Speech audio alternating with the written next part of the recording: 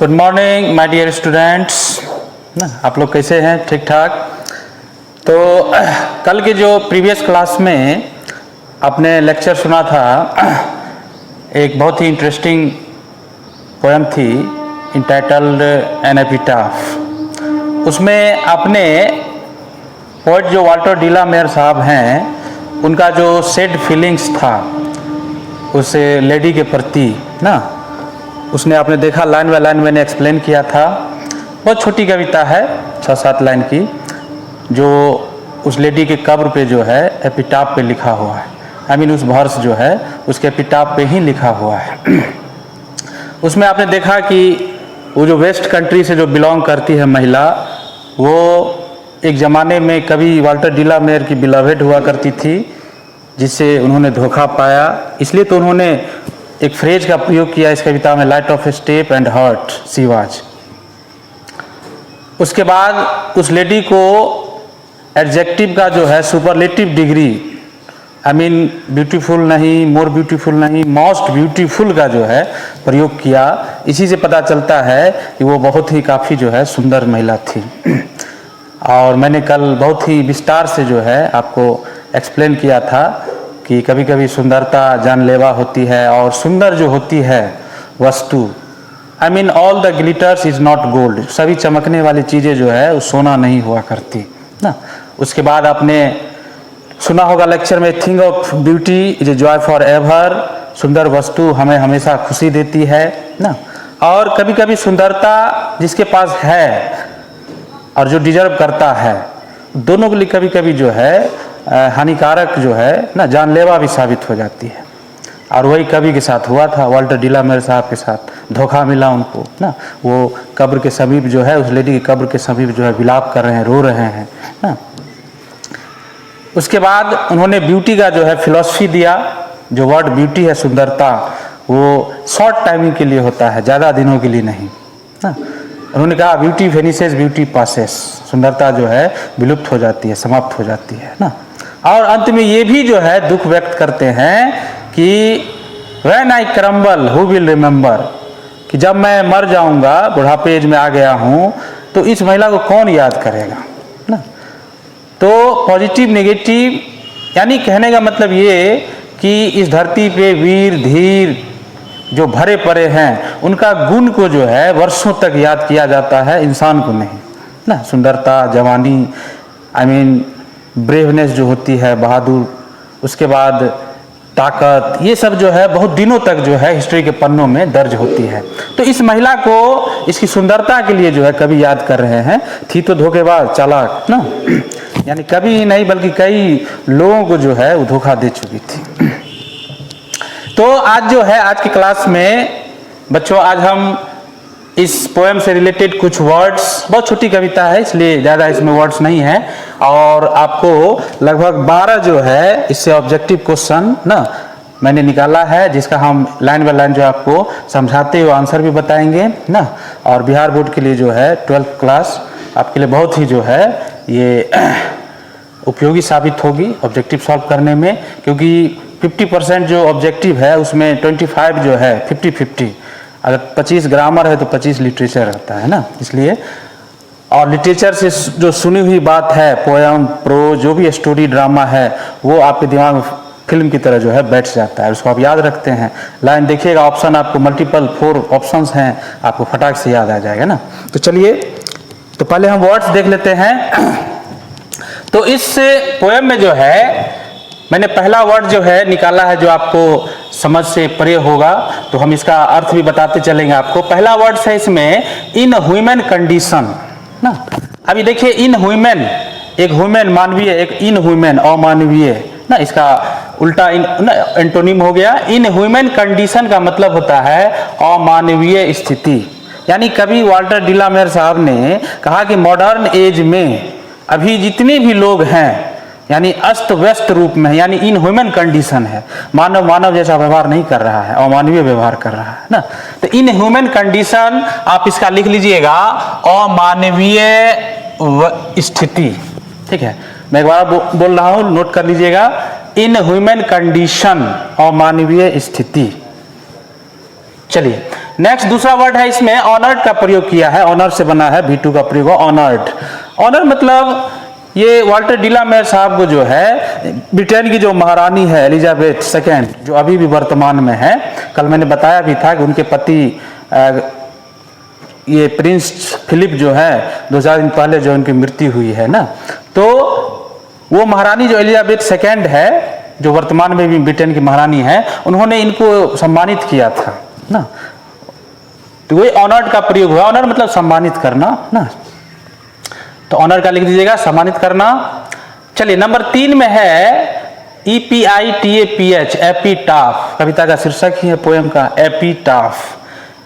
कल मैंने इसको एक्सप्लेन करके बढ़िया से बताया था। क्रिश्चियन धर्म में और खास करके हम हिंदुस्तान में मुस्लिम धर्म में भी देखते हैं कि उसके कब्र पे जो है दफनाने के बाद एक मकबरा टाइप का, सिलाब टाइप का बना दिया जाता है, उस पर उसका नाम, डेट ऑफ बर्थ, कब मरा, कैसा आदमी था, कुछ कमेंट जो है उस पर लिख दिया जाता है। तो वही मकबरा टाइप का जो है उसी को हम लोग कहते हैं एपिटाफ। इसको शुद्ध हिंदी में लिखिएगा तो शिलालेख, शिलालेख या स्मृति लेख इसको कहते हैं, जो कब्र पे होता है। नंबर 4 में एक फ्रेज का प्रयोग हुआ है इस कविता के दूसरे लाइन में ही, light of step and heart ना।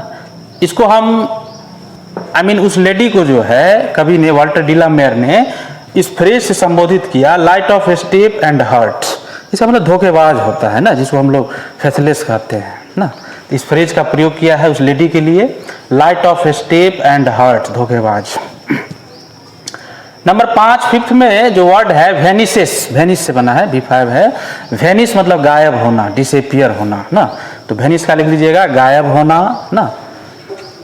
6 में है रेयर, रेयर का मतलब होता है दुर्लभ, जो जल्दी मिले नहीं ना, नहीं कहते रेयर ऑफ रेयरेस्ट, दुर्लभों में दुर्लभ, तो रेयर का मतलब दुर्लभ, जो जल्दी ना मिले जो चीज। नंबर 7 में CRUMBLE, करम्बल। अभी जो करम्बल वर्ड है इसका सिनोनिम्स जो है, पर्यायवाची शब्द आप अंग्रेजी में डाई कह सकते हैं, मरना, ठीक है, तो इसका मतलब होगा मरना, तो करम्बल मीन्स लिख लीजिएगा मरना। उसके बाद प्रयोग हुआ है इसमें, वैसे आप लोगों को पता ही होगा, लेडी का ना। लेडी मीन्स ब्रिटेन में महिलाओं को जो है आदरपूर्वक सम्मानित रूप में जो है लेडी कहा जाता है, वैसे इसका महिला लिख लीजिए ना। लेडीज एंड जेंटलमैन सुनते होंगे ना, संबोधन वर्ड है, तो वहाँ महिलाओं को ज़्यादातर लेडी कहा जाता है ना, महिला। तो इस कविता में भी कवि ने उस महिला का नाम नहीं उजागर किया, सिर्फ लेडी लेडी कह के जो है संबोधित किया है। तो चलिए लेडी का महिला हो गया। चलिए अब नेक्स्ट लेवल जो है, बिहार बोर्ड की आप लोग तैयारी कर रहे हैं इंटरमीडिएट की, तो इसमें ऑब्जेक्टिव क्वेश्चन जो है मैंने इस चैप्टर से निकाला है टोटल 12, तो हम एक एक करके जो है डिस्कस करेंगे। आप भी प्रयास कीजिएगा कि पहले ही जो है आप कमेंट बॉक्स में जो है आंसर प्रयास कीजिएगा लिखने का ना। तो चलिए एक एक करके हम चर्चा करते हैं। इसमें पहला क्वेश्चन है, एन एपिटाफ, जो कविता का शीर्षक है पोएम का, इज रिटन बाय। देखिए इसको कई तरीके से पूछा जाता है, कंफ्यूज मत होइएगा आप लोग। An epitaph is written by, is composed by, या इज ए पोएम ऑफ ना, इज ए पोएम बाय ना। ये जो एपिटाफ है, इसका अर्थ हुआ इस क्वेश्चन का कि रिटन, कंपोज किसके द्वारा लिखी गई, कौन इसके कवि हैं। जैसे आपको वहाँ ऑप्शन रहेंगे 4, ए में रहेगा T.S. एलियट, बी में रहेगा जॉन कीट्स, सी में रहेगा G.B. शॉ, और 4 डी में मान लीजिए उसमें रहेगा वाल्टर डिलामेयर।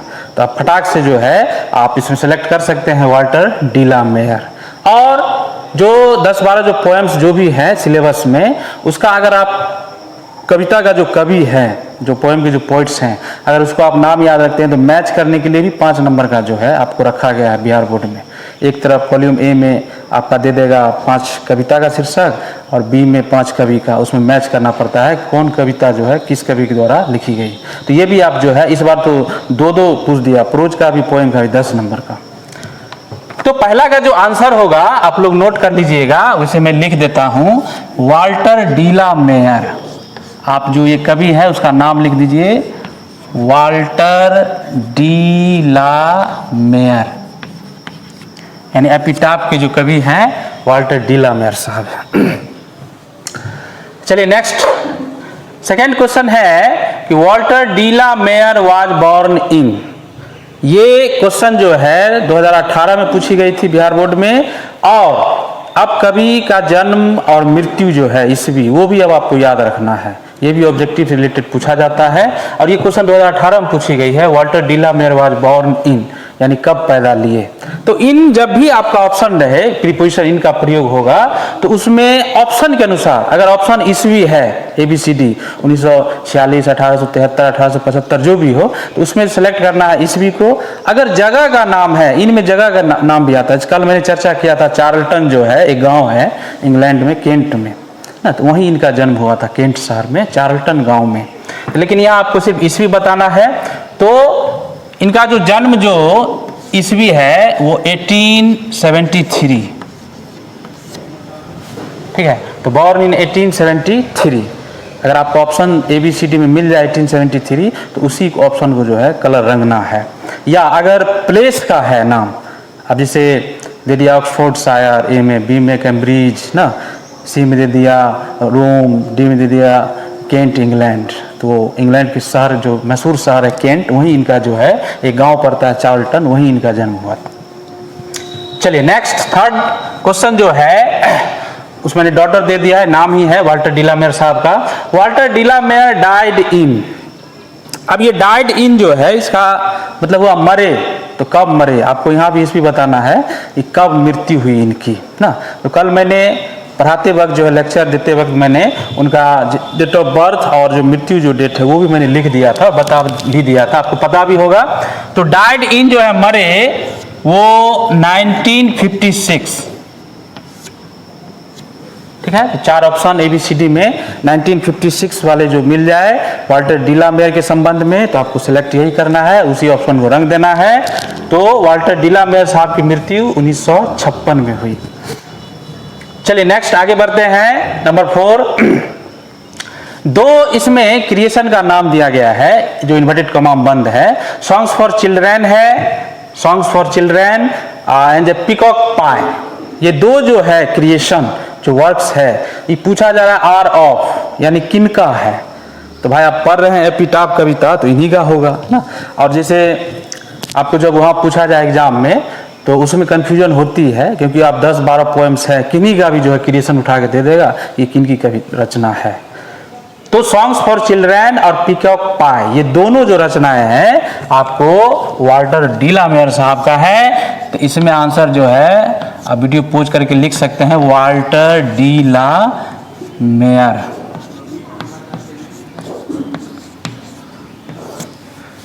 तो सॉन्ग्स फॉर चिल्ड्रेन और पीकॉक पाई के लिए 4 ऑप्शंस ABCD ना, उसमें वाल्टर डी ला मेयर को ही सिलेक्ट करना है, चाहे ABCD किसी भी ऑप्शन में हो। चलिए नंबर 5 आगे बढ़ते हैं। नंबर 5वां जो क्वेश्चन है, Walter de la Mare is famous for. ये बहुत ही VVI क्वेश्चन है, ठीक है। ये क्वेश्चन का अर्थ ये हुआ कि डी ला मेयर साहब जो हैं फेमस हैं, प्रसिद्ध हैं, तो क्यों हैं, किसके लिए फेमस हैं। आखिर बूढ़े लोगों के लिए ज़्यादा लिखा, या जवान लोगों के लिए, या गरीबों के लिए, अमीरों के लिए, या बच्चों के लिए। यानी ये जो फेमस हुए किस टाइप के लिटरेचर से, यहाँ क्वेश्चन ये पूछा जा रहा है। ब्लैंक आपको है लिटरेचर, तो आपका ऑप्शन ए में रहेगा ओल्ड, बी में यंग, सी में द रिच, डी में रहे चिल्ड्रेन। तो याद रखिए वाल्टर डी ला मेयर साहब अगर फेमस हैं इंग्लिश लिटरेचर में, तो वो खास करके चिल्ड्रेन लिटरेचर के लिए ज्यादा फेमस है, क्योंकि इन्होंने बच्चों के लिए ज्यादा लिखा है साहित्य। तो आपका ये जो इसमें आंसर होगा, आप लिख सकते हैं, नोट कर लीजिए, चिल्ड्रेन। चिल्ड्रेन लिटरेचर के लिए जो है ये ज्यादा फेमस हुए। चलिए नेक्स्ट बढ़ते हैं 6 नंबर क्वेश्चन में। क्वीन एलिजाबेथ सेकेंड, रानी एलिजाबेथ सेकेंड, जो अभी प्रेजेंट में भी ब्रिटेन की महारानी है, और 2-4 दिन पहले जो है उनके हस्बैंड प्रिंस फिलिप जो है उनकी मृत्यु हुई है, जो एडिनबर्ग के ड्यूक थे, ठीक है। तो ये महारानी 50 से ज़्यादा साल से जो अभी भी वहाँ की महारानी है, वहाँ परिवारवाद है ना, जैसे उनका बेटा वो मरा तो उनका बेटा, ऐसे करके जो है, यानी वहाँ की महारानी या महाराजा हमारे देश में राष्ट्रपति दोनों का सेम पावर है, यानी उसी की नकल करके राष्ट्रपति को बनाया गया है। तो क्वीन एलिजाबेथ सेकेंड जो है ऑनर्ड हिम, यानी वाल्टर डीला मेयर साहब को सम्मानित किया, ठीक है। और सम्मानित किया तो वो कौन सा प्राइज था जिससे सम्मानित किया गया उन्हें, और इसमें दो है, इन डैश, कब किया गया, ठीक है। यानी क्वीन एलिजाबेथ सेकेंड जो है, रानी महारानी जो एलिजाबेथ सेकेंड है, इन्हें सम्मानित किया वाल्टर डीला मेयर साहब को। होता है जैसे हमारे यहाँ भारत रत्न है, हिंदुस्तान में साहित्य अकादमी अवार्ड है ना, ढेर सारे अवार्ड हैं, जैसे विदेशी में नोबेल प्राइज माना जाता है। तो हर एक देश का अपना अपना जो है, हर क्षेत्र में एक सम्मान जो है, प्राइज दिया जाता है। तो इनको जो ऑनर्ड किया गया था उसका नाम था, उस सम्मान का order of merit, order of merit. यानी बहुत ही प्रतिभावान व्यक्ति थे, कवि थे ना, तो बहुत मेरिटोरियस थे, इसलिए वहाँ का एक सम्मान है ऑर्डर ऑफ मेरिट, जो महारानी एलिजाबेथ सेकेंड ने वाल्टर डीला मेयर साहब को। और कब दिया, तो वो ईस्वी था इन 1953, यानी 1953 में। और ठीक 3 साल बाद जो है 56 में इनकी मृत्यु हो गई थी वाल्टर डीला मेयर साहब की ना। तो आपको ये कंठस्थ से याद रखना है कि क्वीन एलिजाबेथ सेकेंड, ब्रिटेन की महारानी, अभी भी वही हैं, ऑनर्ड किया था, सम्मान दिया था उन्हें वाल्टर डीला मेयर साहब को, जिसका सम्मान का नाम था ऑर्डर ऑफ मेरिट, ठीक है, मैंने लिख दिया ब्रैकेट में। और कब दिया गया, तो 1953, 1953 में। चलिए अब नेक्स्ट क्वेश्चन देखिए, 7 नंबर में एक लाइन है इन्वर्टेड कॉमा के अंदर, here lies a most beautiful lady. वो जितना भी पोएम सिलेबस में है उसमें कहीं से भी आपको कविता का लाइन उठा के दे देगा, ये 2-3 को पूछता है और ऐसे पूछेगा कि वो लाइन किस पोएम से लिया गया है, ठीक है। तो आप लोग कल पढ़े इस कविता को, आपके पास बुक भी होंगे, देख सकते हैं लाइन को। यहाँ ब्यूटीफुल और लेडी का प्रयोग हुआ है। आखिर ये पहला लाइन है इस कविता का, जो कब्र के समीप जो है कवि विलाप कर रहे हैं कि इस कब्र के अंदर जो है एक बहुत ही सुंदर महिला लेटी हुई है, लाइन ना। पूछ रहा है टेकन फ्रॉम, यानी किस कविता से लिया गया है।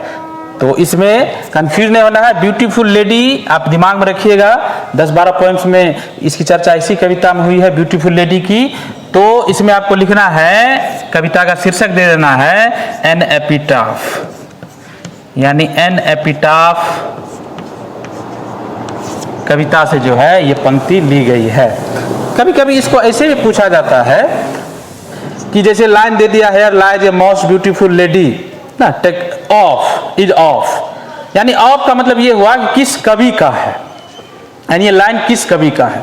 तो उसमें आपको याद रखना है वाल्टर डीला मेयर, और फ्रॉम है यानी किस कविता से लिया गया है, तो एन एपिटाफ, ठीक। चलिए नंबर 8 नंबर जो क्वेश्चन है उसमें लाइन है कि बट ब्यूटी, उसके बाद ब्लैंक खाली जगह है, अब ब्यूटी पासेस ना, ब्यूटी ब्लैंक खाली जगह है,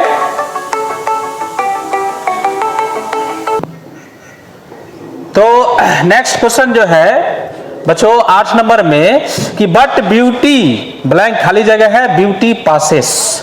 कभी कभी क्या करता है, जैसे आपके सिलेबस में जो 10 पोएम्स हैं, किसी भी पोएम्स का कोई लाइन जो है उसमें से एक वर्ड आपको उड़ा देगा, ठीक है, और उसको 4 ऑप्शन दे के आपको पूछेगा कि इस लाइन में कौन सा वर्ड कवि ने लिखा है। तो ये लाइन तो कल मैंने कई बार रिपीट भी किया आपके बीच कि बट ब्यूटी खाली जगह ब्यूटी पासेस, ये लाइन आप लोगों को याद हो गया होगा कल ही, ब्यूटी वेनिसेस ब्यूटी पासेस, ब्यूटी गायब हो जाती है, क्षण भंगुर के लिए होती है ना, ब्यूटी पासेस गुजर जाती है, समाप्त हो जाती है ना। तो कविता के लाइन में जो है वो जो वर्ड है इसमें सुटेबल वर्ड जो कवि ने प्रयोग किया है वो वेनिस शब्द का प्रयोग किया है। तो आपको 4 ऑप्शंस में जो है वेनिसेस मिले तो उसी को सिलेक्ट करना है आंसर के लिए। तो आप हुआ इसमें वेनिसेस जो है इसका आंसर नोट कर लीजिए कॉपी पे, वेनिसेस। इसको लाइन ही आसान है याद कर लिए, ब्यूटी वेनिसेस ब्यूटी पासेस। अगर वेनिस को गायब करेगा तो वेनिस, कभी कभी पास को अगर गायब कर देगा तो वहाँ पासेस, तो लाइन ही याद रखिए। सुंदरता गायब हो जाती है, समाप्त हो जाती है, ज़्यादा दिनों तक नहीं रहती है। कल मैंने चर्चा भी किया था, जवानी, बुढ़ापा ना, बचपन ना, सुंदरता ये ज़्यादा दिनों तक नहीं रहती है। नंबर 9, नेक्स्ट क्वेश्चन आगे बढ़ते हुए देखते हैं। The lady belong to the dash country. इस क्वेश्चन को दुआ एकदम याद कर लो, VVI ना, BM बोर्ड मॉडल, कि ये जो इस कविता में जिस लेडी की चर्चा हुई, जो कवि ने वाल्टर डिलामेयर साहब ने चर्चा की, आखिर वो बिलोंग करती है तो किस कंट्री से ना। मैं आपको ऑप्शन देता हूँ, चारों दिशा जो है, ईस्ट वेस्ट नॉर्थ साउथ ना, जो कल वाला वीडियो देखे होंगे ना, सुने होंगे, उनके मन में आंसर आ गया होगा ना, कमेंट बॉक्स में लिख भी सकते हैं, झटाक से लिख के दिखाइए। और वो महिला थी आपको वेस्ट कंट्री से, पश्चिमी देश से बिलोंग करती थी, ठीक है। तो इसमें आंसर वेस्ट कंट्री, याद रखिएगा, वो लेडी जो है वेस्ट कंट्री से बिलोंग करती थी। चलिए नेक्स्ट क्वेश्चन नंबर 10 में देखते हैं। The poet considers her the most, खाली जगह लेडी, अब वहां ब्लैंक दिया गया है। यानी ये कवि जो वाल्टर डिलामेयर साहब हैं, उस महिला के बारे में जो जिस एडजेक्टिव का प्रयोग किया है ना, मोस्ट, यानी उस कवि जो वाल्टर डिलामेयर साहब हैं, महिला के बारे में क्या सोचते हैं, कंसीडर क्या करते हैं। ये तो पहला लाइन में ही आपको पता चल गया, उनको मोस्ट ब्यूटीफुल लेडी कहा, संबोधित किया ना। तो इसमें मोस्ट जो है, यहाँ पे आपका आंसर जो होगा ब्यूटीफुल,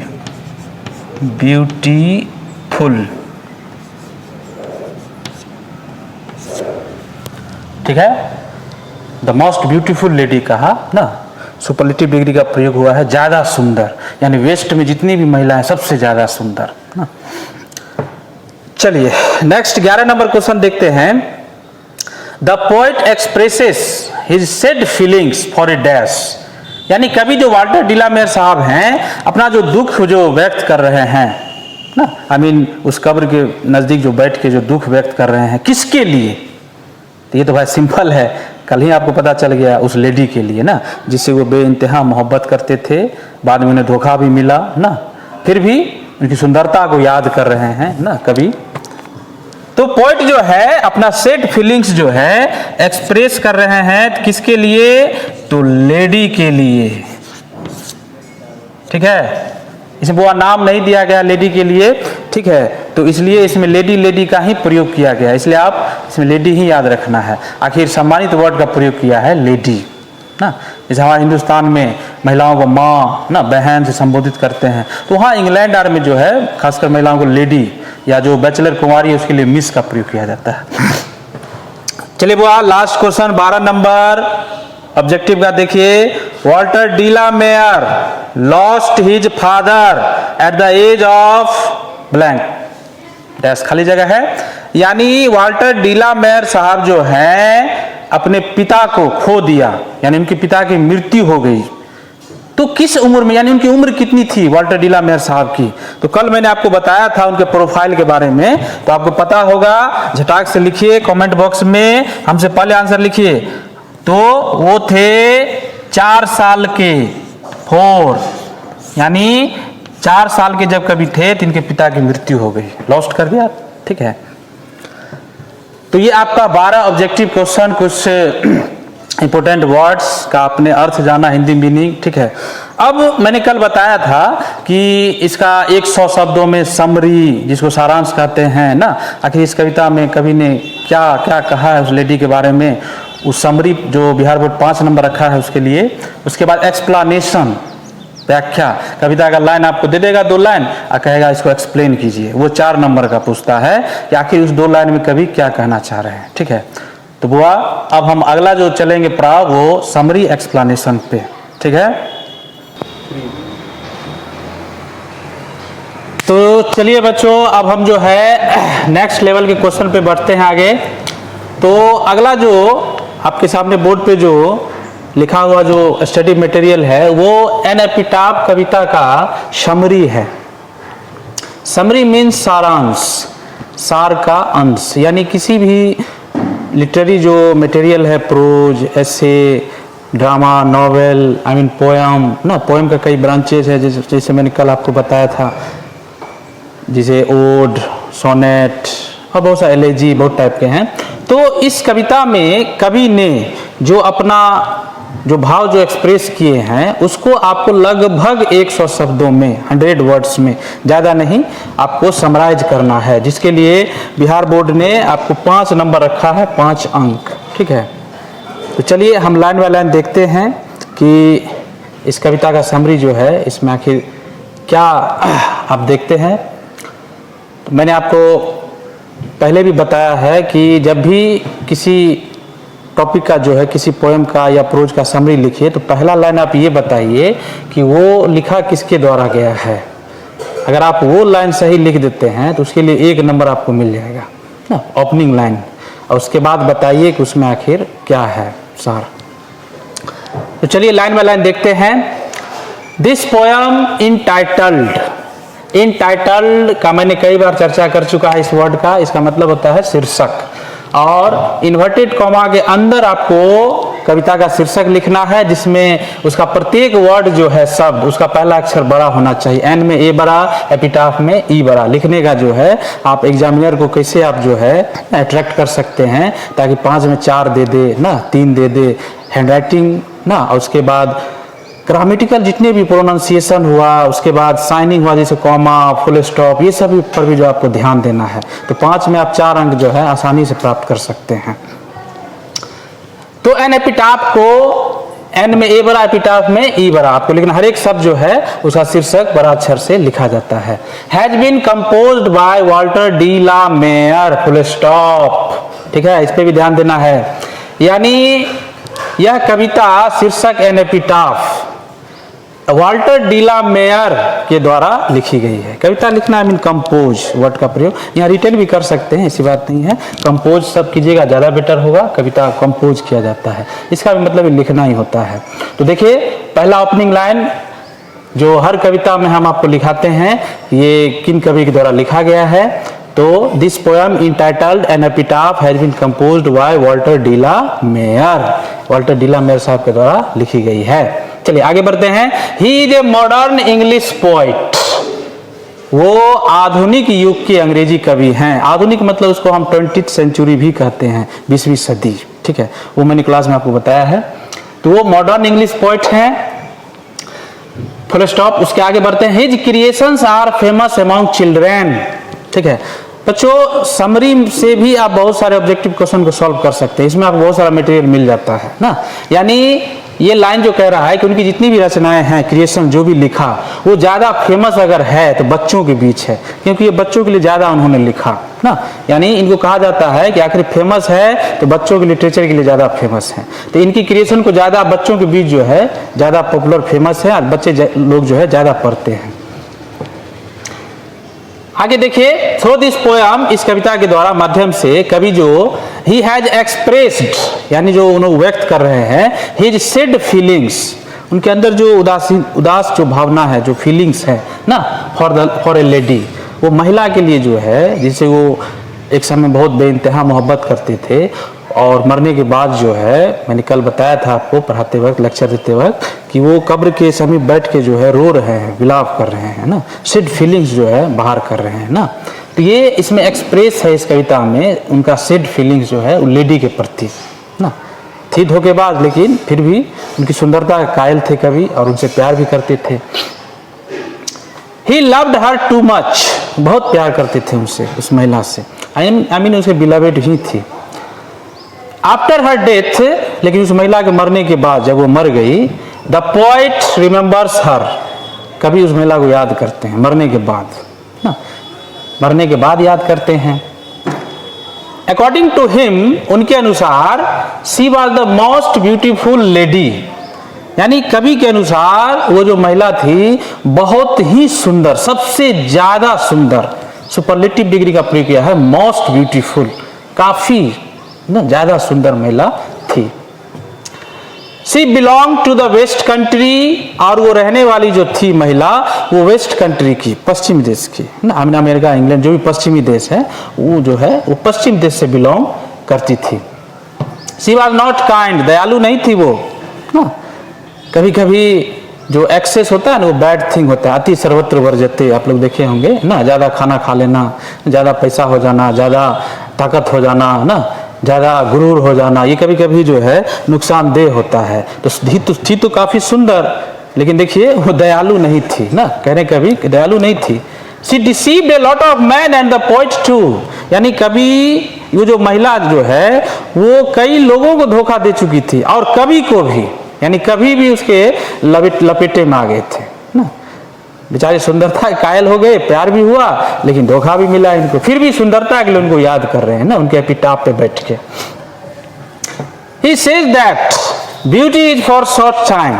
अब कभी यहाँ ब्यूटी के लिए कह रहे हैं कि ब्यूटी जो है शॉर्ट टाइम के लिए होता है, कम समय के लिए ना, और उन्होंने लिखा भी है इट वेनिसेस एंड पासेस, या गायब हो जाती है, विलुप्त हो जाती है, एक सीमित लिमिटेड टाइम का होता है ब्यूटी ना, उसके बाद समाप्त हो जाएगी ना। और उन्होंने एक कविता, आप एक गीत का लाइन आप लोग सुने होंगे ना, मत कर गुरूर इतना सूरत पे ऐ हसीना ना।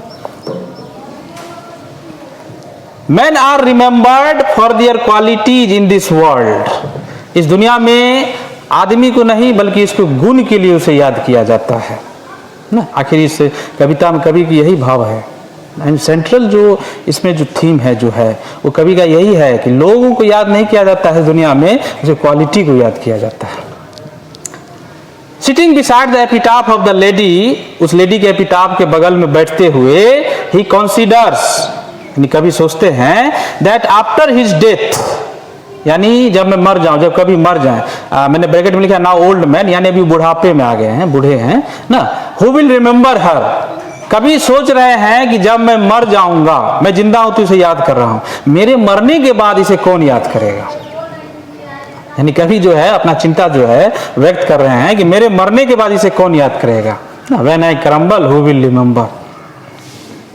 Thus we see this poem is based on melancholy, I mean sad feelings। इस प्रकार हम देखते हैं कि इस कविता जो आधारित है वो sad feelings, जो उदास जो भावनाएं हैं ना कवि के अंदर, मेलांकोली जो दुख है जो भरा हुआ, उसको जो है उन्होंने कविता के माध्यम से एक्सप्रेस किया है।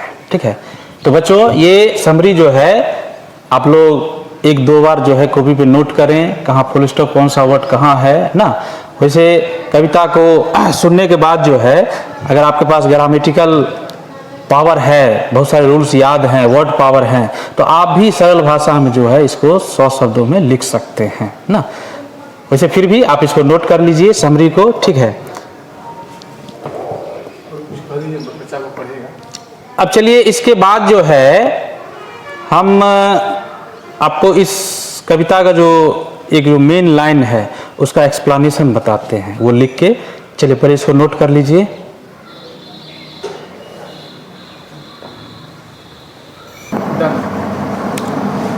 तो आगे जो है मैं इस कविता का जो है एक बहुत ही इंपॉर्टेंट जो लाइन है, जो ओपनिंग लाइन है, 2 line, here lies a most beautiful lady, light of a step and heart was she. ठीक है, क्या करेगा बच्चों, आपको जो सिलेबस में 10 पोएम्स हैं उसमें किसी भी कविता का लाइन आपको 2 लाइन उठा के दे देगा क्वेश्चन में, और क्वेश्चन रहेगा एक्सप्लेनेशन, एक्सप्लेन इट, इसका मतलब होता है व्याख्या करें। ठीक है, यानी इस 2 पंक्ति में जो है कवि आखिर कहना क्या चाह रहा है। ठीक है, तो इसको लिखने का तरीका आप जान लीजिए कि पहले आपको ये बताना है कि ये पंक्ति कहाँ से ली गई है, किस कविता से, और इसके कवि कौन हैं। ठीक है, उसके बाद बताना है कि उस लाइन में कवि ने क्या कहा है। तो चलिए एपिटाफ कविता का जो ओपनिंग जो 2 लाइन है, फर्स्ट वो here lies a most beautiful lady, light of a step and heart was she. अब देखिए इसमें कवि क्या कह रहे हैं, तो आंसर इसका लिखिएगा, शुरुआत कीजिएगा। These lines have been taken from the poem entitled an epitaph by Walter de la Mare. यानी आंसर इसकी शुरुआत कीजिएगा एक्सप्लेन करने के लिए कि ये जो पंक्ति है आपको शीर्षक एन एपिटाफ कविता से ली गई है और इसके कवि हैं वाल्टर डी ला मेयर। इसके लिए आपको 1 नंबर मिलेंगे, 4 में 1 नंबर आप पा सकते हैं अगर आप लाइन लिख देते हैं कि इस कविता का लाइन है, इसे कवि कौन है। ठीक है, तो ये ओपनिंग लाइन याद रखिएगा, लिखना एक्सप्लेनेशन में। थ्रू दीज लाइन्स, इस कविता के माध्यम से कवि क्या कहना चाह रहे हैं सो देखिए। Through these lines the poet has expressed his sad feelings for a lady. यानी इस लाइन के माध्यम से कवि अपना जो सैड फीलिंग्स है ना, जो निगेटिव जो फीलिंग्स हैं, दुख जो व्यक्त हो रहा है उस लेडी के लिए, वो व्यक्त किया है ना। She belong to the west, वो महिला जो है वेस्ट से बिलोंग करती थी, वेस्ट कंट्री से, पश्चिम देश से। ही लव्ड हर, कभी उनसे बहुत प्यार करते थे ना, एक समय प्रेमी प्रेमिका थे। बट शी डिसीव्ड हिम, लेकिन उसने, उस लड़की ने जो है इन्हें धोखा दिया, डिसीव्ड हिम। वो लड़की काइंड नहीं थी ना, आई मीन सुंदरता तो थी ही उसमें गुण, लेकिन एक अवगुण भी था, धोखेबाज थी। She was light of step and heart, धोखेबाज थी वो। इसके लिए फ्रेज का प्रयोग किया है हमारे वाल्टर डी ला मेयर साहब ने, light of step and heart was she, यानी वो फेथलेस थी।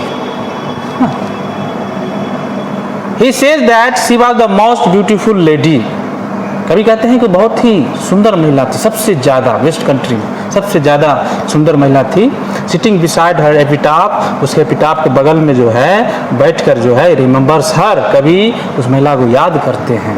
तो ये जो 2 पंक्ति जो है बाबू, इसमें कवि जो है जो कहना चाह रहे हैं वही आपको एक्सपेंशन में लिखना पड़ता है। ठीक है, और कैसे लिखा जाता है, ओपनिंग कैसे करेंगे, इस लाइन में क्या कहा गया है, ये आपका बोर्ड पे लिखा हुआ है, वीडियो पोज करके आप लिख सकते हैं। ठीक है, तो